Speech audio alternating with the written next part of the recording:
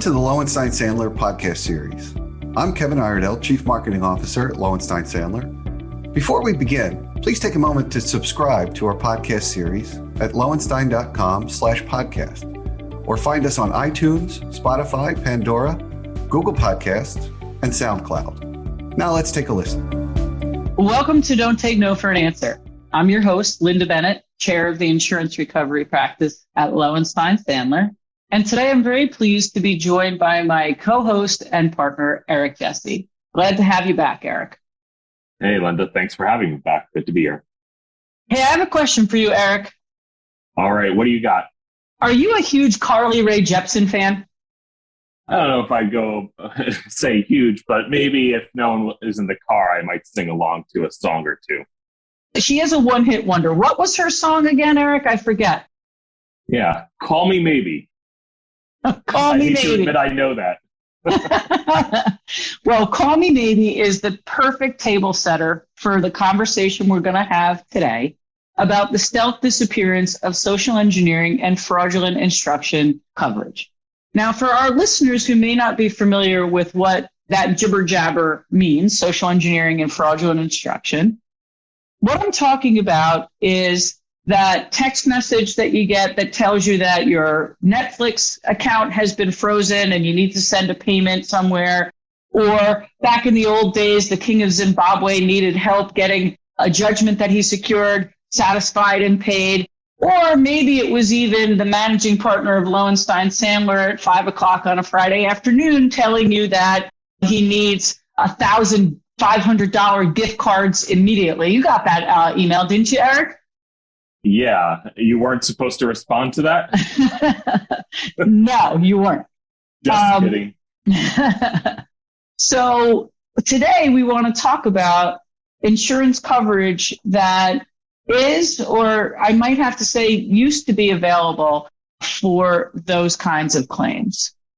Yeah. So, Lynda, why don't you tell our listeners, right? So let's start. Let's set the table. Is there insurance coverage for these types of social engineering scams, the kind that you've described, the request for the gift card? So for now, I can say yes. And there are generally two places to look for that type of coverage. The first place to look is in your crime, or sometimes it's called your fidelity bond policy. And that policy historically was designed to protect against employee theft, actually. And as these types of scams started to develop, this coverage was added by endorsement to the crime policy because the tie to the claim getting started had to involve your employees being negligent or getting duped and falling for the scam. And then as standalone cyber policies came onto the market and started to really gain traction and develop, this type of coverage was also added into those policies. But I have to, and that was very clear coverage in those policies.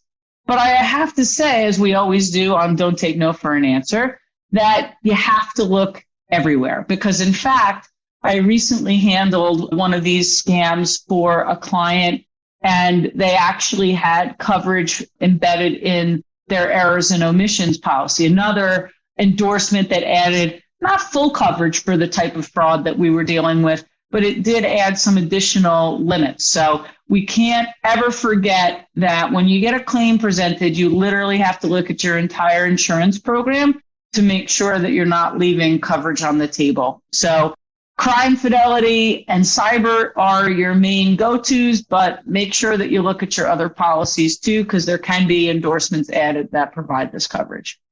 Absolutely. Yeah. You don't want to be leaving coverage on the table if you can find it somewhere.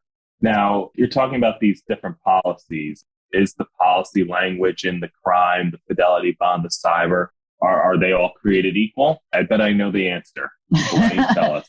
You are an excellent student of Don't Take No for an Answer, Eric. Of course not. The policy language is never the same. We always have to look very carefully to see what the scope of coverage is for any type of claim. And in this particular context, these policies and some of the differences that we've seen is it may only cover losses that relate to vendors or customers, or the employee has to be involved. It can't be someone that you're in a contractual relationship with.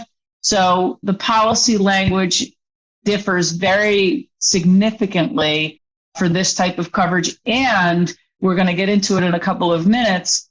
It's ever changing. So this is a coverage that you really need to have careful eyes on as your renewals are coming up this year, next year. We're seeing a significant scale back in the coverage that's being provided. Yeah, absolutely. And I think the way I would describe it is because the words do matter and the words can vary from policy form to policy form and endorsement to endorsement, it's critical that policyholders make sure that policy is right sized to the nature of their business so that there's no gap. Now, you mentioned crime and cyber as two main sources of coverage. Now, I'm just curious, as between those two, where do you generally prefer to see the social engineering coverage? Would you rather have it in one type of policy over the other? I think that the broader coverage that I've seen is actually still sitting in the crime and fidelity, and it's fine to sit there. My expectation, though, is that it's going to end up getting moved over into the cyber forum, because the insurance industry is still trying to figure out how to manage all of the new and different scams and how it fits within the insurance program. We talk about it all the time on this podcast, that an insurance program is really a patchwork quilt, and one of your main goals is to make sure you don't have holes in the quilt. But the carriers are trying to figure out where they want this to sit. And it sits right now in crime, as I mentioned, one, because it involves employee negligence, and two, it involves a first party loss. It's loss of the policyholder's money, right? Yep. And the cyber policies are more of the hodgepodge regulatory third party claims and business interruption, the shutdown from the hack that came that allowed the scam to happen in the first place. But I think that ultimately it will port over to the cyber policy so that all cyber related risks will sit under one roof, if you will. Yeah, I agree with you. I mean, we've worked on claims in the past where we've tried to get social engineering coverage under a crime policy that was very clearly covered. And I think you have the crime claims handlers still stuck in the 1990s where, yes, they were insuring the forged check, and that's not really the risk of the day. So I think the cyber policy claim handlers are much more just tuned to the cyber risk. So I agree with you that coverage is going to transition over. All right. So since you have companies that of all different sizes, industries, geographies, they're getting swamped by these types of claims. No one's really immune. How are the insurance companies reacting? In a phrase, not well. Not well. The core of the problem is that it is companies of every size, shape, industry, geography, and many companies have had more than one claim at this point. And COVID really didn't help as we all transitioned into work from anywhere and started using our own devices. It really created quite an opening for scammers and fraudsters to have success with these types of claims. So when this first really started to take hold, and actually, let me back up, probably 5-6 years ago, you would have very healthy, if not full limits available for this type of a scam. And then as these scams continued to proliferate and got larger, the insurance industry reacted by putting sublimits to the policy. And a sublimit means, so when you look at your declaration page, if you have $10 million of coverage, when you went to look at your social engineering endorsement on your crime policy, what you might see is they'll only cover up to $5 million or $1 million, something like that. And then what started to happen, so we started to see more and more sublimits.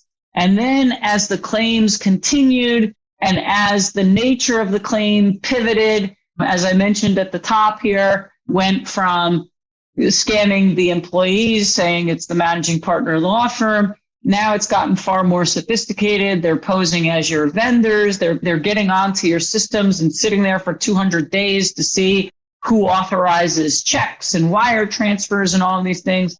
The carriers have now really brought those sublimits down significantly. It's not uncommon now to see a $250,000 sublimit, which is certainly going to leave you underinsured for many of these types of scams. All right. So in addition to the sublimits, take us through, that was a few years ago. What are you seeing more recently? So what I'm even more concerned about, and this is why I mentioned at the top as well, we're seeing a stealth disappearance of this social engineering and fraudulent instruction coverage, is carriers are not putting exclusions on the policy. Right now, you will be hard pressed to see a fraudulent instruction or social engineering exclusion in any policy. They're being far less transparent about it.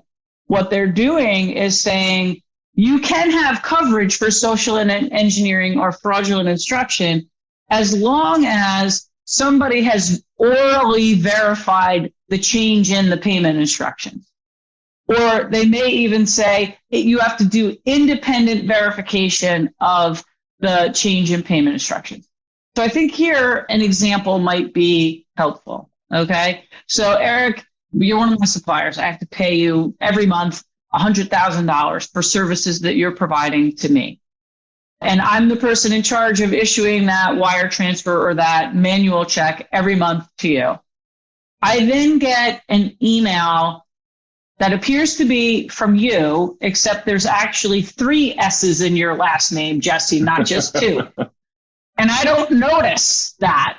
And you tell me, oh, we used to use Bank of America, but we're now going to start using this bank in Spain. Here are the new payment instructions. And I don't pick up the phone and call you and say, hey, Eric, are you sure that you want me to start sending this money to the bank in Spain instead of to Bank of America? I don't do that. Well, if my policy requires me to orally verify the change in payment instructions, I don't have coverage. And Eric, please make the obvious point. Yes, that's exactly the issue. These policies should be designed to insure against the negligence, the risk, right? So, right. What's the point, right? Right. If I orally verify the change in instructions, I will find out I've been scammed and not send the money. There's other language that says that you need to have independent verification. And I was involved in a claim probably about 6 months ago now. And this is one of the core problems of our digital society that we live in. It required independent verification. And the person who received the change in payment instructions very dutifully sent an email, a separate email, to the person saying, got this change in instructions. I'm going to need a bank verification letter that this is real. And they sent an email. Well, they sent the email to the scammer who still had control of the inbox of the email system, and people didn't realize it. So they got a very official looking bank letter and everything looked up to snuff and sent it out. And that carrier denied coverage because the independent verification isn't sending an email back to the person that sent you the original change in payment instruction. So these words really matter, and you really have to be careful on renewal looking at this, because a lot of these carriers are stealthily taking this coverage away. And by the way, not reducing your premium while they're taking away the coverage.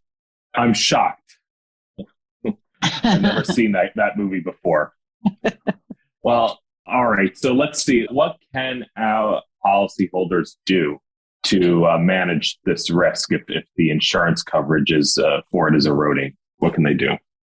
Well, unfortunately, I usually like to have an insurance policy answer for our clients. My very first piece of advice, though, on this particular risk is you've got to invest in training your employees. For this particular type of claim, your employees are your weakest link. And that's not to be critical of employees. We all get literally hundreds of emails a day, and trying to continue to play whack-a-mole with your inbox all day long is very challenging for every one of us. But we really need to be vigilant in training every one of our employees, but particularly the employees that are in charge of sending money out, paying your vendors, suppliers, customers, people who are, for those of our clients that hold money for other people. You really need to have the people trained up very well. You need to have best practices in place that there can't be any changes to payment instructions without live human contact. We actually have to go back to using telephones and picking up the phone and speaking to somebody live and in person before you're going to make a change to any type of payment instructions. Second, and again, this is not an insurance solution, but it is a risk management solution. There's got to be continued investment in firewalls and monitoring traffic on the computer systems. As I mentioned, one of the things that stands out to me with these claims in particular, it is amazing how many days these scammers spend on our clients' email systems before they actually execute the scam. They're very patient. They get on there, and after the client has done the recon of like, where did the breach happen? How did it happen?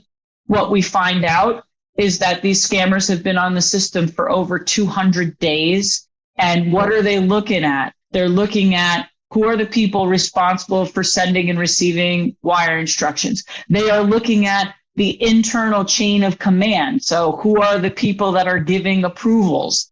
They look at the language that people use. How do they talk about approvals so that when that email comes in, it looks and sounds and seems perfectly fine and normal. And so I'm just going to bounce through that very quickly. So getting better firewall protection in place and keeping those hackers off your system is a significant risk management tool.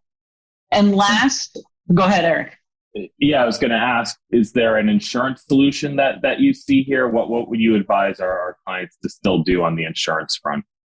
Well, on Don't Take No for an Answer, we have a few bedrock principles. First one is read your policy language. Read the policy language. Eric, you made reference to it a couple of minutes ago. Insurers are denying these social engineering claims on a regular basis.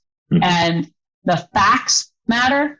The policy language matters. And so when you get a denial, you got to call us because we have had success in getting carriers to pay. And as you said, particularly on the crime policies, you have claims representatives who don't even understand how these policies work. Yeah. Or how this endorsement works to their policies. All right. Well, we're almost out of time here, but Lynda, I'm going to ask you just last question here. Why don't you take a look into your crystal ball, right? What do you see in the future for this coverage as maybe the cyber market is starting to soften a little bit? Do you see it coming back? I think that we've got a real problem having it come back unless the training and the firewall protection and the other risk management tools get put in place and are effective. It's going to be a challenge. What about you, Eric? You're going to take the opposing view? No, I think you're right. I think there needs to be this widespread risk management that addresses this issue. And I think once the carriers start to see that, maybe that will relax these requirements. But I think it's going to be a little while before we get there. But time will tell. So. Well, if nothing else, we're going to have everybody humming Call Me Maybe for the rest of the day. So yeah, exactly. Thanks for joining me, and we'll look forward to seeing everybody next time. Absolutely. Take care, everyone. Thank you for listening to today's episode. Please subscribe to our podcast series at lowenstein.com/podcast or find us on iTunes, Spotify, Pandora, Google Podcasts, and SoundCloud. Lowenstein Sandler podcast series is presented by Lowenstein Sandler and cannot be copied or rebroadcast without consent. The information provided is intended for a general audience and is not legal advice or a substitute for the advice of counsel. Prior results do not guarantee a similar outcome. The content reflects the personal views and opinions of the participants. No attorney-client relationship is being created by this podcast, and all rights are reserved.